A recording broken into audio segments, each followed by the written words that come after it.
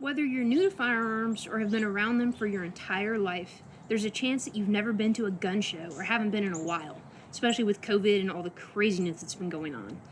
In this video, I want to cover some of the common misconceptions and some things to expect when you go to a gun show. First, if you're trying to find a local gun show, for the most part, if you just toss something into Google and run a web search, you're going to find something near you. Gun Show Trader, that's the website I use the most. You can filter it by city and state and then put in a mileage radius. And then also, sometimes the details, they'll tell you how big the show is. Where I'm at, average shows are between 200 and 250 tables. The biggest one I attend is 1,200 tables. The thing is gigantic, very busy. So when you first arrive at the venue, there's some things to expect. You need to declare any firearms that you have with you, whether it's your carry pistol or a firearm you're wanting to sell. They will be checked to ensure they're clear and tied so they can't be operated. Speaking as a dealer and a gun show vendor, please do not skip this step. It's not about infringing on your right to carry, it's about the safety of all attendees and vendors of the show. I've been at a gun show where somebody was negligent and thought their firearm was clear and ended up discharging it. Thankfully, nobody got hurt. However, it's important to know that not all rules or regulations are about infringing on our rights. Safety is the most important thing. We all get complacent. Don't let it happen when there's a bunch of people around. The other thing to expect is to pay to get into the show. This can vary, however, in my area, it ranges from $8 to $12 depending on the promoter or organizer. Nearly all promoters offer a discount if you're going to be attending both days. So if you're coming back on Sunday, find out ahead of time. Once inside, you'll see row upon row of tables, and it can be a bit overwhelming. Know that not everybody is a licensed dealer, and some vendors are private sellers. What does that truly mean to you? Well, if you buy from a private seller, it means that the seller hasn't gone through a background check federally to make sure they can sell firearms. You're not going to know the history of that firearm. New, used, has it been shot, how many shots have gone through it. Along with that, there may not be a valid warranty because it's not coming from a dealer. And lastly, they're not a business, so they have no incentive to make things right if there is an issue down the line. Some people have an aversion to doing paperwork, so they don't care about not knowing the history, a warranty, or any of that stuff. If you're one of those people with an aversion to paperwork, ask yourself why. There's a lot of different things that go into that paperwork, but as a licensed dealer, that paperwork stays with me.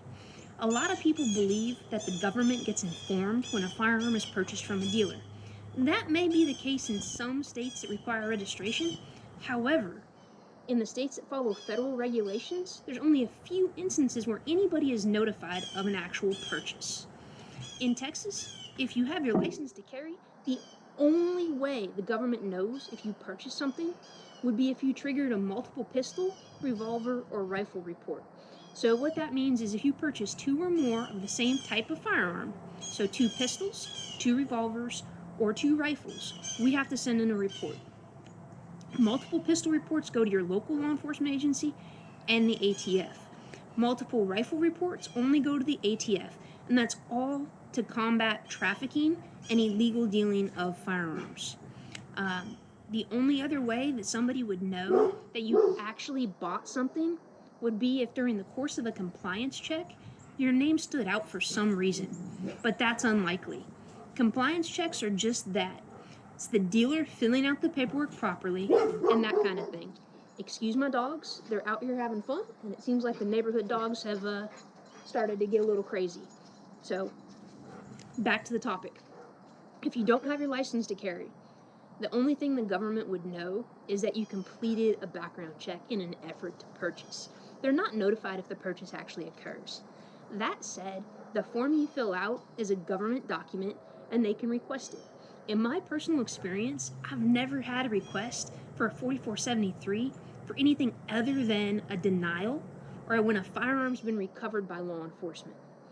The only other way the government would know what you purchased would be if the dealer you purchased from goes out of business. We are required to send our documents to the National Tracing Center if we go out of business. It's a good thing for those records to be somewhere, because if something gets stolen, they kind of sort of need to be able to trace it. In order to complete the paperwork for a firearms purchase. The documentation requirements aren't really that difficult.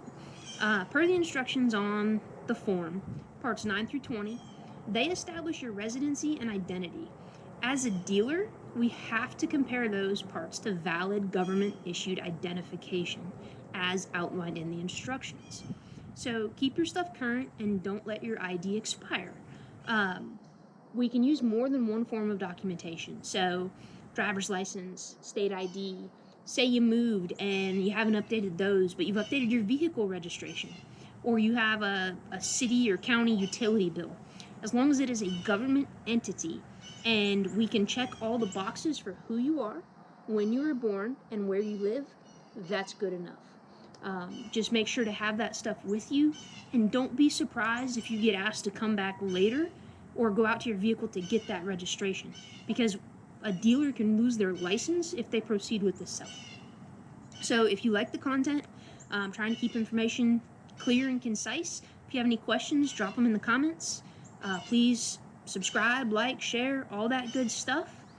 Next up is going to be from behind the table, talking about what it's like as a vendor at a gun show.